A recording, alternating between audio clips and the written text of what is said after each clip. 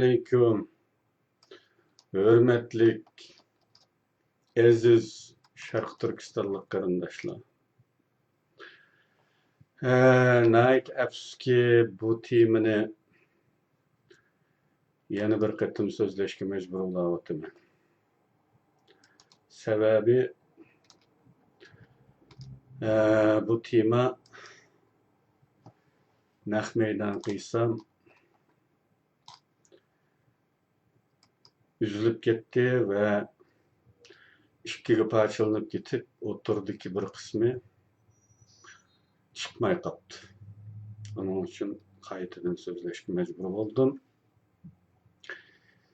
Ve bu temini sözleşimiz mi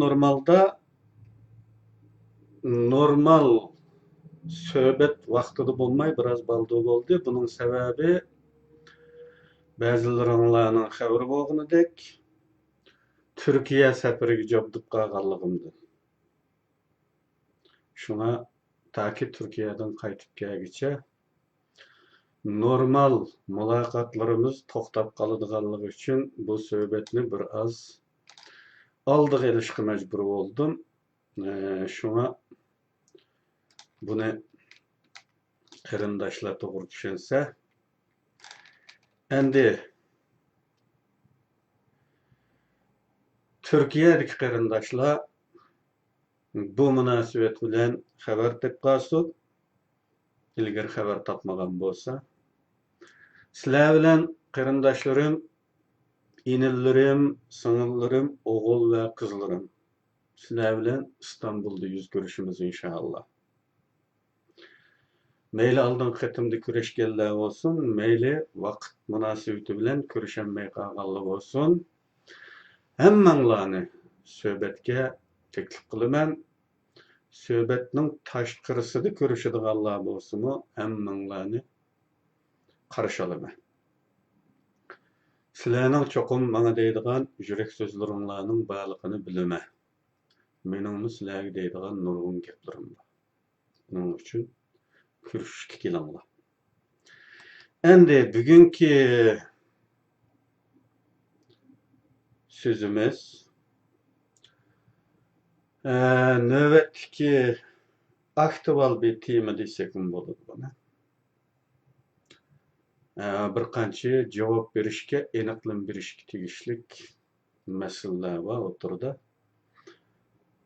Bu mavzu dabdabalik birlashish chaqiriqlari, quloqqa yiqimliq hamkorlik cho'qonlarining parda aqsi ve tayyorning egillari haqida. Tayyorning egillarini mi ko'pchilik biladi ve bular haqida mi azroq to'xtalib qo'yishni zarur topdim.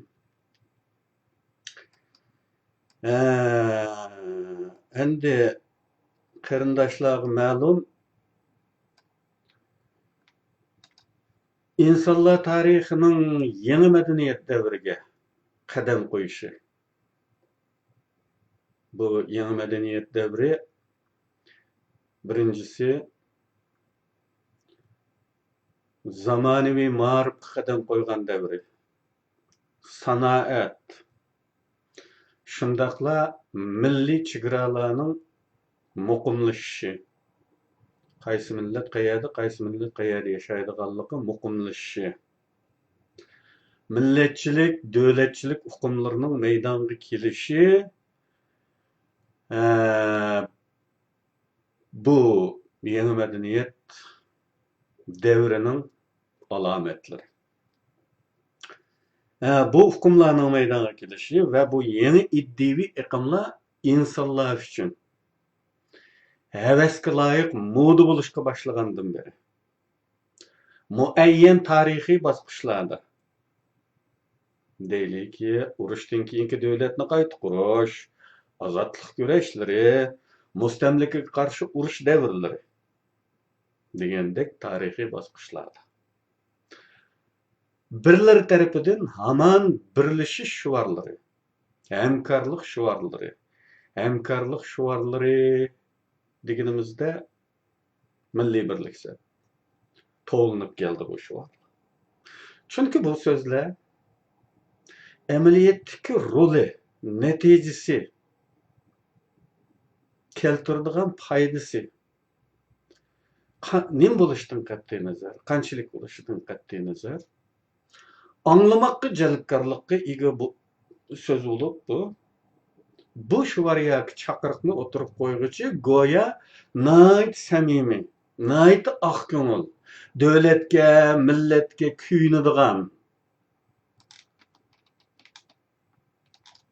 kuyunguchilik patentiga loyiq ko'rindigan alayidlikka. Ama amaliyotda bundaq birlik sadalari bir xatarli g'arazning chumpardysi bo'lib, tarixdan bugungacha birlashishlardan kelib chiqqan yeni va kuchli guruhlar, yeni va kuchli partiyalar yoki davlatlar haqida misollar yo'q. Dal aksicha, bundaq birlashishlarning aqsida kelib chiqqan ko'ngilsiz oqibatlarning birmuncha misollariga duch kelamiz.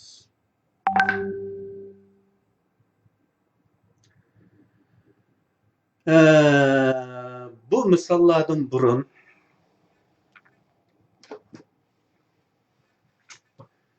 yani tarixdagi birlashish oqibatida kelib chiqqan ko'ngilsiz oqibatlar haqidagi misollardan burun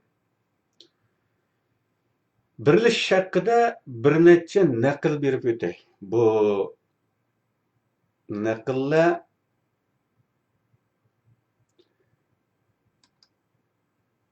tarixda o'tgan mashhur siyosiylardan birisining so'zi. Buni sizlar ko'rgashtiringlar. Yeni bir tashkilot. Gitler shunday deydi. Yeni bir tashkilot, ya'ni birlashishdan keyin vujudga kelgan. Yeni bir tashkilot hech bir vaqtda ojiz guruhlarni kuchli guruh holiga keltirolmaydi. Dal aksicha, aslidan kuchli bo'lgan bir guruh bundaq bir birlashma natijasida ojizlaydi. Ojizlarni bir yerga to'plab kuchli bir top maydonga keltirish xiyoli nayt xatodir. Dunyoda buyuk bo'lgan her narsa birlashmalar tarafidan barliqqa keltirilgan qizg'in kurashlar natijasida vujudga chiqarilmoqda. Buyuk bo'lgan her narsa hamisha yakka va g'olib tarafidan vujudga chiqarilgandir. Yani shunday deydi. İttifaqlar manbalari sababidan kelgusidagi parchalanma urug'larini, hatto u kunlarga qadar qo'lga keltirilgan yaxshi natijalarning tamoman yo'qolishi sabablarini o'z ishlarida saqlaydi. Buyuk va dunyoni ostin-ustin qilgan ma'naviy qurilishdagi yenilikçi hareketler fakat müstakil hem öz aldığı yekki bo'lgan grup tarafından kılıngan zor kurashlar haqida yaxshi natijalarga erishgan va erishishi mumkin. Dunyoni titratgan bundaq bir harakat hech bir vaqtda guruhlarning birlashishi bilan qo'lga keltirilmagan.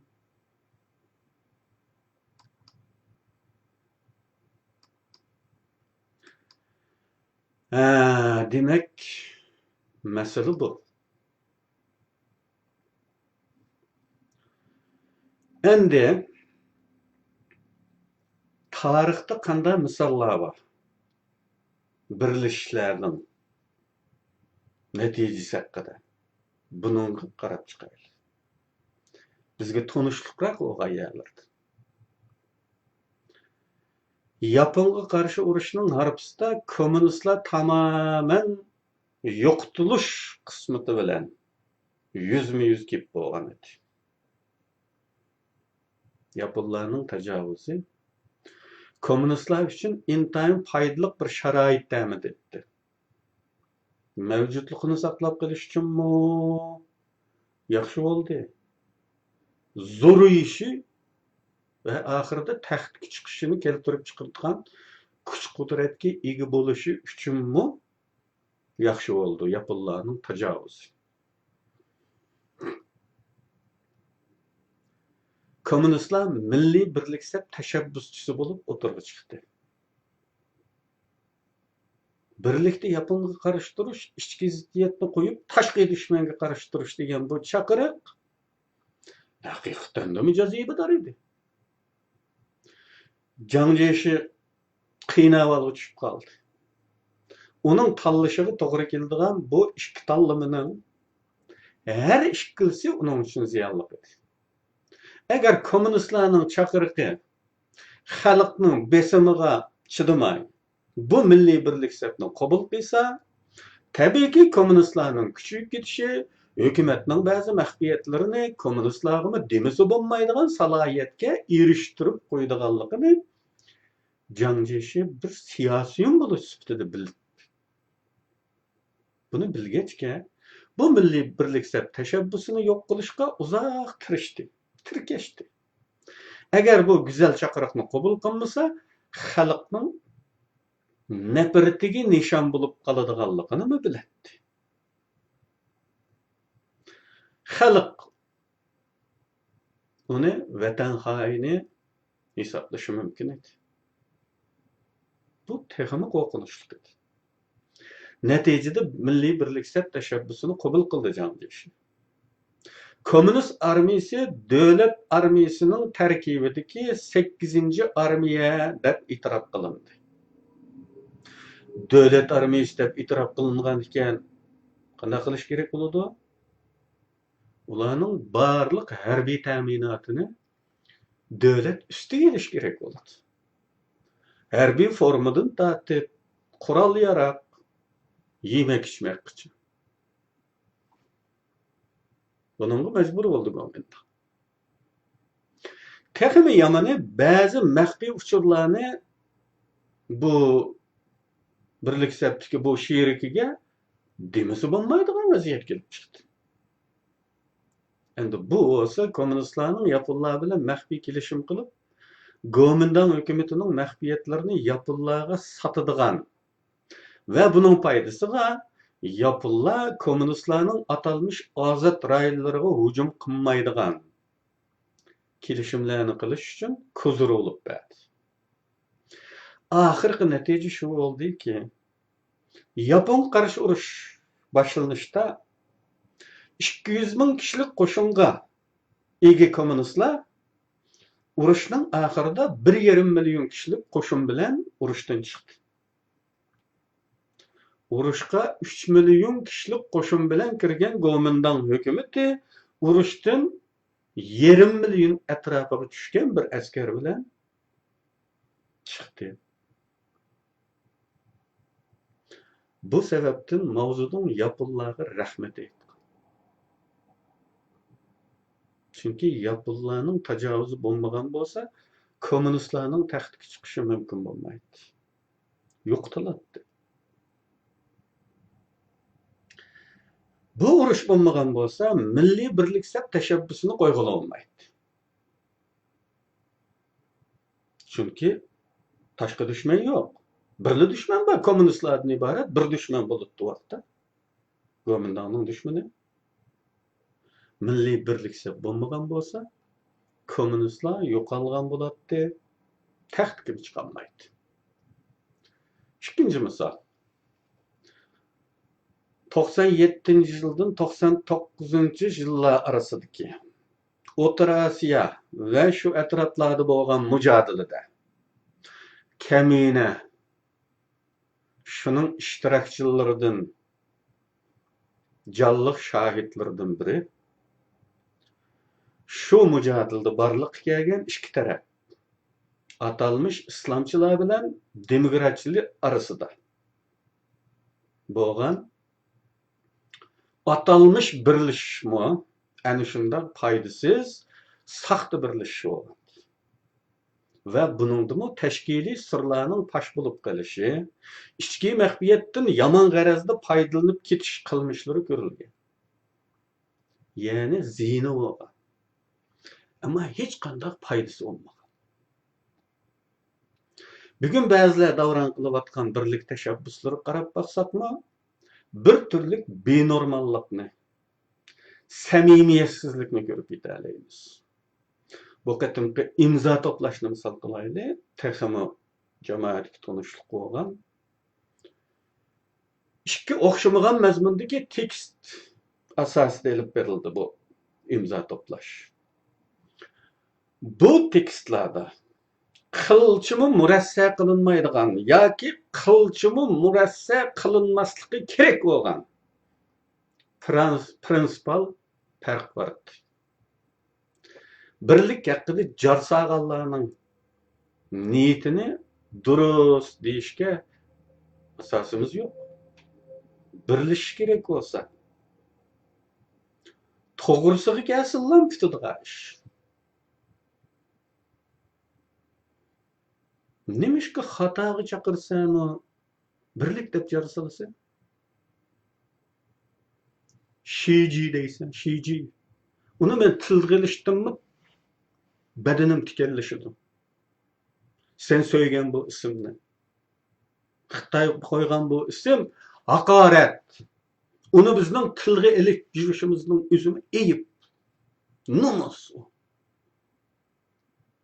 Buni deganlik bu isimni, bu men tilga ilishni xohlamaydigan isimni deganlikning o'zi vatanimizning, Xitoyning ayrılmaz bir parçası sepsetisini tasdiqlaganlik bo'ladi.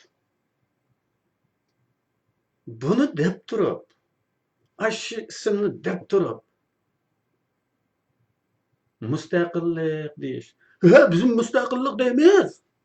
Ha, bizim mustaqillik narzu qilamiz. Deyish bir zıtlık bu. Aqalli bu savat ketmey ayrıgılı oladigan darajadagi bir zıtlık. Qarindoshlar. Shundaqla intayin kulkulik. Mushkun mushaydimi? Mushundaq tashabbuslarning bo'lishi.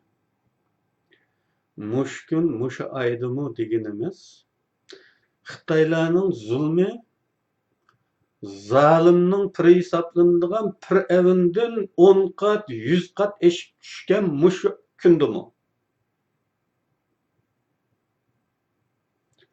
Mushundaq tashabbusning bo'lishi, heliqi ismni ko'taradigan tashabbusning bo'lishi. Yani bu nima tashabbusga deb qolmanglar? Bu tashabbus, qarindoshlar. Bu tashabbusning bo'lishi. Xitoydagi asonliq millat, heliqi Xitoy qo'ygan ismga po'kinini qo'yib olish, chidamay. Undan ayrilib qolish chidamayotgan. Bu ajablanarli emas aslida. Nurg'un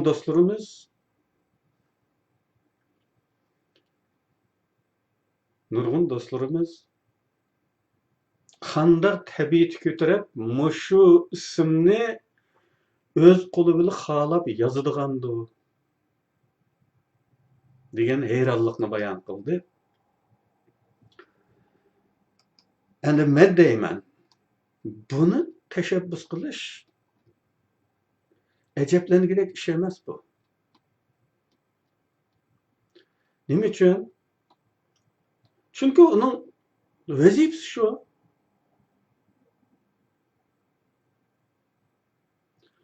Bu tashabbusni qo'yuvchilarning markazidagilar vazifa e'tibori bilan buni har qachon o'tirib qo'yishlari mumkin. Bugunlar emas, bundan keyin o'tirib qo'yishi mumkin. Chunki uning vazifasi bo'lganligi uchun, xo'jayin undan hisob oladigan bo'lganligi uchun uni o'tirib qo'ymay chorasi yo'q. Ajablanarli o'g'ini mushundaq bir haqoratli ismni ko'rib turibmi? Uni qo'llaydiganlarning bo'lishi. Bu kishilarni bir necha kategoriyaga bo'lish mumkin. Bir daqiqa, men bu kategoriyaga bo'lishdan burun men ish to'g'risida bir gap qilib qo'yay. Ish qilyapsa, ish qildim, bu ish qilmaydi. iş. Qarindoshlar, iş. Eşimi görmegen qilindi degende ishning nimaligini bilmaganligimiz uchun deyilayotgan ish. Mana bu ish. Ay ko'rib turganinglar, ana sizlarda aytgan ish. Ular o'zini ko'rsatayotgan, o'zini yo'g'on ko'rsatishga desmoya qilayotgan ish. Ana shu ish. Qarindoshlar. Ish shu. Men bekardan o'ynab demadim. Ba'zi ishlarni qiygandan qilmaganning foydasi chiqroq. Mana bunday ishlarni qiygandan qilmagan foydaliroq, qarindoshlar. Ish desa, nimani ish deyishga ko'nib qoldinglar. Chunki ish ko'rib boqmaganlikdan. İş degidek bir iş qilinmadi bugungacha. Uning uchun ishni ko'rib boqmagandan keyin ish degan mushunda bo'ladi desa rostab o'yladim, qarindoshlar. Buningdagi a ism, a ilqi Xitoydagi asalliq millat. Bular hammani yo'q chiqardi, qarindoshlar. Bütün arzu armonlaringlarni, bütün g'oya, intilishlaringlarni nol qiladi. Sizlarda aytgan ish bu. Endi bu kishilarni bir necha kategoriyaga bo'lib boqamiz. Bularning markazidagi chaqiriqchilar. Deb o'tganimizdek vazifasining majburiyati xo'jayinning besimi tufaylidan qilingan. Yana bir turkumi qayta shakllantirishdan o'tgan kallasdagi Xitoy programmalab qo'ygan asorat ichida yashayotgan, jismoniy erkinlikka erishgan bo'lsa-mu, ruhiy jihatdan yanada Xitoy qulluqidan, qulluq psixikasidan o'zini bo'shtanmay tipirlayotgan malay tabiatli kishilar. Yana bir munchalar o'qigan va o'qimagan qarqo'saqlar bo'lib, bularda mush turdagi tanlashlarga duch kelganda asoslanadigan prinsip bo'lmaganligi uchun ular tamamen shaxsiy sabablarga tayanib yo'lini belgilaydigan hamoqatlar. Ya'ni qaydishib qolgan bir tufaylidan qarshi tarafni tanlash. Yoki ko'ngli yaqin bir tufaylidan uning tarafini tanlash degandek. Vatan sirtidagi da'vo faoliyatlarida oxirgi pallaga yetkicha davom qila olgan va ko'zlagan pallaga yetgan birdan bir ish mush qitimqi imzo to'plash. Buni keskin shunda deyalaymiz. Chunki uning ilgarisida qilinmoqchi bo'lgan, boshlangan ishlar bo'lishi mumkin. Ama ahirgi yetkini yok. Ahirgi pallaga yetkini yo'qdi. Mushu bir ishni haqiqatan demi ahirgi chiqqish qila oldik. Endi anglasam aslida yana bir imzoning tarafdorlari. O'zini oshkorlamay pardaning aqsib turgan. Chunki insonning psixikasida g'olib tarafda bo'lish moyilligi bor deb so'zlab o'tgan tuqya. Qaysining g'olib chiqishiga hukm qilinmaganligi uchun shuk turib olgan. U ilq prinsip bo'yicha tanlamayotdi. Haq yoki nohaq degan prinsip bo'yicha tanlamay, qaysi g'olib bo'lsa shu tarafda bo'lib olish uchun shuk turib olib qolgan. Tashkilot va doiralar bu ishning mevasini uzishga bel bog'labdimish. Ketmenni çapsam, men çapsam, metxunahun kadir oldu deydigan yeni bir temsil vardı. 50'li yıllardan kalgan bir temsil. Bununki bu kılmışını, bu teyyağı igi çıkış hareketini bunun okşasak qanday olar? Yoki boshlang'ich maktab darsliklarida bir cho'chak bo'ladi biz kichik vaqtda, keyingi zamonda yana bor bo'ldim bilmayman. To'xo, tulki, toshqon, o'dak, aytavr. Shundaqlar bir qancha hayvon qiyometlik do'st bo'lishidi bu cho'chakda. Har ishda o'rtaq kuch chiqarishga va'dalar, qasamyodlar. Keyin yo'lda bir chorak bug'doy tepib olishidi. Hech kim un tatib kelishga unamaydi. Hech kim xamirga qo'l tiqishga unamaydi. Hech kim tonur qizitishga va hech kim non yiqishga unamaydi. Ammo non tayyor bo'lganda aytavr buni to'xu qiladi bu hamma ishni. Hammadan baldur dastonga tizilishib o'ltiradi. Men issiq nonga bek amroqli ishitdir. Bu cho'chakka o'xshasa qo'ptarroq bo'lamdigan deya. Bu ish ketayotganda, mush imzo to'plash ketayotganda bir og'iz murojaat qilishga yaramagan bu odamlarning endi bu degan xalqning g'albisi, Salihning g'albisimi bu? Salihning ishi emas, bu xalqning ishi. Ya uni sen deb bermasang bizim bilamiz. Buni bir shaxs qilolmaydi. Bu xalqning ishi. Xalqning g'albisi. Kuch birlikdaning bir g'albisi. Bir mo'minning atrofiga to'planganning g'albisi. Ammo seningmi bu g'alba? Sen shuq tug'anning g'albisimi bu? Yoki harakat qilganning g'albisimi? Xalqning ekanligi rost. Barliq Sharq Turkistonliklar tirishmagan bo'lsa bu natija bo'lmaydi. Ammo xalqning bo'lsa buning mevasini uzish sening haqqing bo'lishini qanday tushunsak bo'ladi? Nima deb tushunsak bo'ladi buni? Sen meva uzadigan bo'lsang, qanday uzasan bu mevani?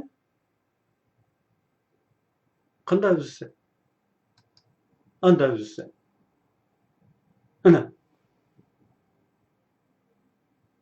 Xitoydagi asarliq millat deb uzasa. Xitoy qo'ygan halqi ism bilan uzasa, Abdunum Rahim bilan uzasa bu mevani. Qanday ishonamiz sana? Pakt o'tirda. Sening qilgan shu. Qarindoshlar. Aslida bu qatimqi imzo to'plash Allohning bir lutfi deyishga bo'ldigan. Bizning haqni, haqqoniyatni, haqning tarafdorlarini va botilni ochiq ko'rib olishimiz uchun qilingan bir lutfdi deyishga bo'ladi. Chunki bu nihoyat aniq bir ishda. Biz biladigan, tunuydigan bir muncha odamlarning kimliklarini bilib qo'yishimiz uchun ajoyib obdan bir aynak bo'ldi. Fursat oldu bu. Bularni ko'rib turibmi yana shaxsiy sabablarga tayinib taraf tutadigan manqurtlar, qarqusaqlar, tijimallarni tunib olishimiz uchun obdan fursat oldu. Ilgari men bir qatim Lushin apandining bir asrini naql qilgandim. Esingizda bormi? Balkim anglamaganlar bo'lishi mumkin. Yana bir qatim misol qilishga majbur bo'laman. Bu eserinin ismi Dana, Telve ve Malay. Lushin Efendi şundağı hikaye qıptı bu filetinde. Bir Malay vakende Malay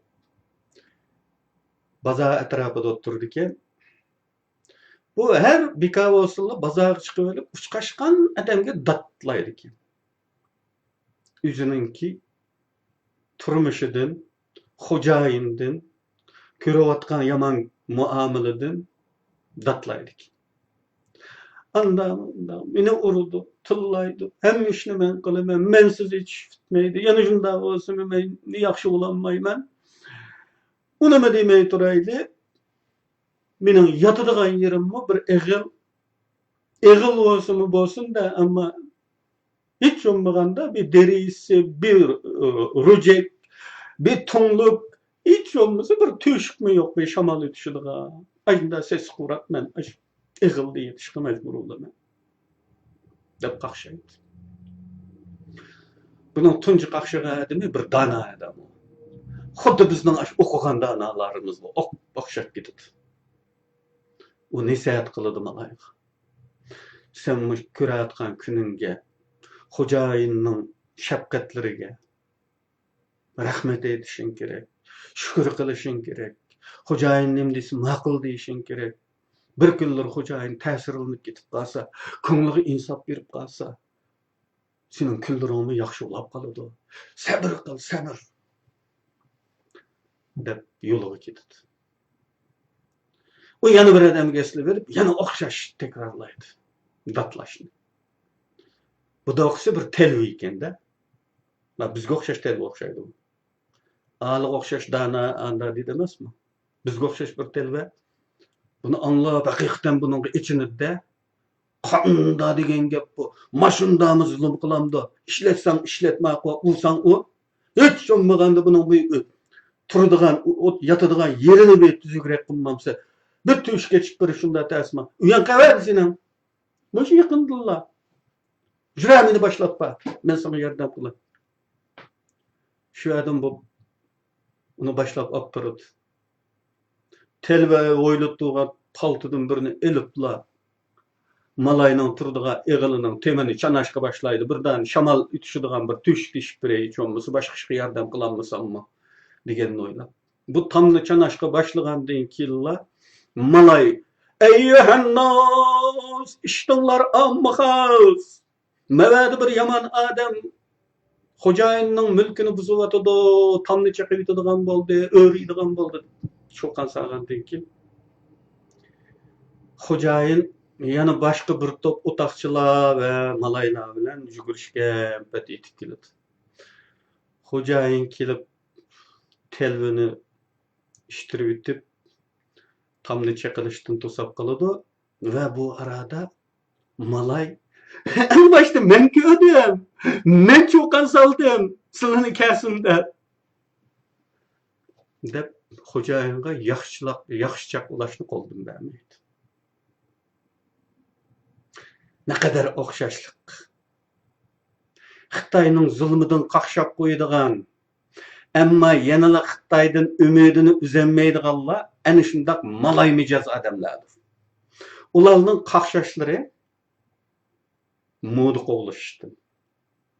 Kun tartibda turish, hurmatli bo'lishning asoy yo'li bo'lganligidan, og'zi ugunib qolganlikdan qilinayotgan qaqshashlar bo'lib, agar Xitoy qarshi haqiqatan ta'siri bo'ladigan bir harakatga duch kelsa, darhol malayga o'xshash qarshi chiqadi, Xitoyga yaxshichaq bo'lib olishga chiqib qo'yish qoldiradi.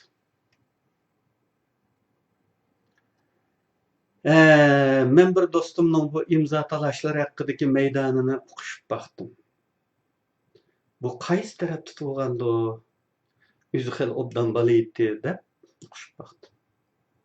Uning deyishicha, qaraganda u har ikkisiga imzo qo'yganlardan ekan, uning deyishicha, har ikkisining o'ziga yarasha to'g'ri tuyuladigan asoslari, tushuntirishlari bormish. Naqadar oddiy kallardan. Dünyada en bimani sapsetilerinin kişilerinin tarafta tapalıgıdek, qo'llashga erishishligidek aniqlamaları, tushuntirishleri, tafsirlari, ta'riflari bo'ladi. Bu to'liq oddiy bir ish. Agar bir to'p odamni ishontirib ketaoladigan ta'rifi, tafsiri bo'lmaydigan bo'lsa, yomon sapsetilarning dunyoda xato narsalar qanday yomrab ketadi? Birinci qarashda bilvog'ini ulab, yaxshi yomonni. Bu bo'lmaydi ekan, o'zi yetim qoldi, shuni tugaydi u. U dunyoda bugungichimi kelmaydi unday xatoni. Dunyoda nurg'un xato iddia yaqinlari bor. Bugungicha yashab kelyotadi. Nima uchun? Hammasining ashunda tushuntirishlari bor. Kishilarni jalb qila oladigan tafsirlari bor. Uning uchun. Unda o'miz qandaqmi agashkichi topa oladi. Nayt oddiy reji bu. Her qandaq bilmez sapsatini. Ziyonliq fikri qilmani. Kishilarni qaymoqtirib tarafdor to'plashga yaraydigan tushuntirishlar bo'ladi qarindishim. Ta'rif tafsirlari bo'ladi. Do'stim deydiki, men siyoset bilmayman. Shundoq murakkabliklarni ayriyaolmayman. To'g'rimi bu gap? Bu bir bahona. Nima uchun siyosiyda nishonni birga qisqartish, dushmanni birga qisqartish zarur bo'ladi? Men bu vaqt to'xtalgan ilgari esaningda bor. Dal mana shu mening do'stimdek siyosat bilmaydim, tushunolmay qoptiman deydiganlar uchunmi dushman aniq bo'lsin, nishon aniq bo'lsin deb mana shu oddiylashtirish elib berish zarur bo'ldi. Aslida siyosat bilishmi ketmaydimi bizning ishimizda? Hamma odam biladigan oddiy ikki ism bor o'tirdi. Sharqiy Turkiston ajdodlarimiz tarafidan qo'yilgan qon va jon bedeliga kelgan shehidlarning nomusi sharafi bo'lgan Sharqiy Turkiston. Bizning izzatimiz va qadrimiz bo'lgan Sharqiy Turkiston. Va bir tarafda Xitoy qo'ygan haqoratlik ism. Buni ayırayammadım deyerlemsiz. Onun aslındaki tushuntirishlarning qanchalik dabdabalik bo'lishidan qat'iy nazar. Sizde bu ikki ismdan birini suydigan tayyor bir tanlash burundan bor. Mening qarashimcha bor. Bu tanlashingiz mustahkam bo'lsa-ham, go'zal iboralar, haybatlik ta'rif tafsirlardan qat'iy nazar sizni hech ozdug'ili olmaydi. Bir damollam mening bir TV söhbetimge telefon orqali qistirib bir o'qitish qilgan edi. Bu ismlar haqida. Ba'zilaringlar aslayaldinglar balki. Men buni bu yerda hammani takrorlasammi set turdi balki. Ana shunday. Ashdamolla degandek. Onamizning resmi var. Resim. Anamızın resmi. Köseklam tanıyımız onu. Ama onun aslında iki xil tarif var. İki xil tushundirish. Onun birini tanlashga to'g'ri keladi bizga. Ne kadar güzel o'xshatish. Ya qilch tamtirmayla bu mening onam degan tushuntirishni tanlaysiz. Yoki yana birini tanlaysiz. Uni men bu yerda bo'ttamay. Eyib. Qarindoshlar. Men ilgari psixologiyaga munosabatli so'zlarimda bir necha qatim takror tilga oldim. Esingizda bo'lsa kerak. İnsanlar mayli anliq inson, ansiz inson bo'lsin. Eng madaniy davlatlar, ta Amerikani misol qilib degan gap bu.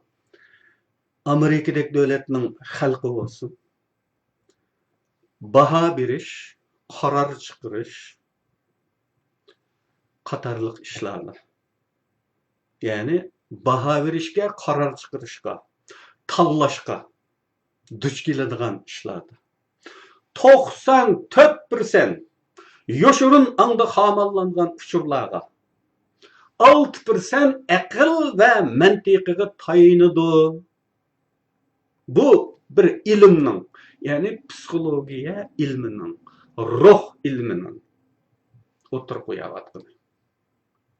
Mening tek bağlan quruq gapim emas. 94% yoshurun anga xamallangan uchurlarga ma'lum ishga duch kelganda shu ishga aloqador uchurlar darhol bizning oldi bellikimizga chiqib, xuddi kompyuterning RAM'ga o'tib harakat qilishga boshlaydi. 6% aql va mantiq. Nəhayət xətərlik bu, qarindoshlar. Undaq ekan, kishilarning yoshurun engini negativ uchurlarga to'ldirib etsiniz. Ularning qarorlarini ta'sirga uchirtadi degan gap. Shunga Xitoylar vatan ichida ilib borgan qayta shakllantirish psixologiyalik urushlarida xalqimizga Xitoydan qutulg'uli bo'lmaydi. Xitoylarsiz Uyg'urlar yashayolmaydi turidagi negativ uchurlarni kallamizga to'ldirib etgan. Chet ellarda bozorga selinayotgan hozircha mustaqillik demay turib yoki hozircha mustaqillik desak palan pokum deganlarning hammasi mana shu negativ uchur qachilashdagi Xitoy suiqasdining chet ellardagi davomidan iborat. Men bu haqda qo'rqinchli suiqasd mavzuliq maqolamda to'xtalgandim. Buni videoda so'zladim bu tema. Bu Xitoylarning izchil davomlashtirib kelayotgan psixik urushining chet ellardagi varianti bo'lib, bu Xitoylarning bugun xalqimizga qilayotgan barliq jismoniy ziyonkashligidan yomon. Sizlar kampda o'layotganlarni, ximiyalik sınaqlarni o'layotganlarni, zaharli chekimliklarni sun'iy umumlashtirish, AIDSni umumlashtirish orqali yo'qolayotganlarni bek cho'ng bilib ketmanglar. Ma'ning oldida bizning bu ruhiy jihatda uchrayotgan bu zarbalarimiz uningdanmi yomon? U ziyonkashlikdanmi yomon bunisi? Jismoniy ziyonkashliklar vaqtning o'tishiga ergishib aslik keladi, saqiydi. İkinci Dünya Urushi Nazi kamplarida jismoniy azob ko'rgan millatlar yana hayotlik sahnasida qattiq ko'tardi. Ammo Xitoylarning ruhni vayron qiladigan psixologik ziyonkashliklari uningdanmi yomon? Baş ko'tarolmaymiz bu davomlashsa. Shuni biz Sharq Turkiston degan ismda chin turishimiz, mustaqillik g'oyamizdan bir minutmi voz kechmasligimiz shart. Biz bunu tekrarlab ko'radigan yerlarimizga ko'rinadigan qilib bu uchur bilan to'ldirishimiz kerak. Ozodlik, mustaqillik, Sharq Turkiston degan uchur bilan to'ldirishimiz kerak. Yoshirmayamizni. Xuddi Yahudilar 2000 yil zerikmasdan kelar yili Yerusalimda uchrashamiz deganni takrorlaganga o'xshash, biz buni 1000 yil, 2000 yil takrorlashimiz kerakki, bu uchur bilan to'lsin kallamiz. Oxiri bir kun vatanimizni qo'limizga oladiganligimiz, Xitoylarni qo'g'lab chiqaradiganligimiz ishonchisi bilan to'lsin bu yoshirmaymiz.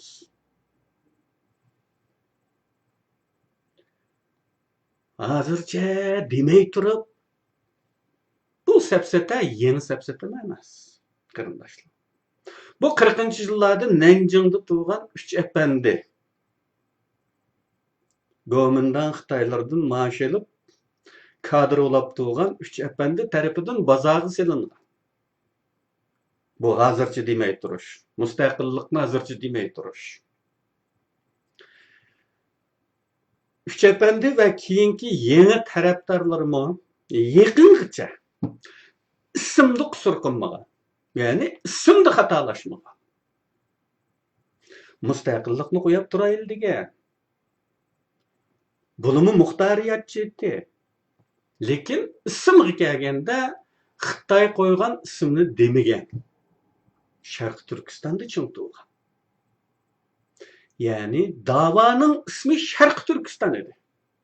Xitoy qo'ygan ismning sahnaga chiqishi Sharq Turkiston Milliy Markazi degan tashkilotning Uyg'ur qurultiyiga aylanishi bilan boshlangan zo'r siyosiy chekinish, zo'r siyosiy uttirishdir. Ba'zilar davoda ilgirlashlar bo'ldi deb o'zini ko'rsatayotgan bo'lsin. Amaliyot o'tirdi. Davoda chekinish bo'ldi. Ilgirlash bo'lmadi. Men bu haqda ilgari dalillarni ko'rsatgandim.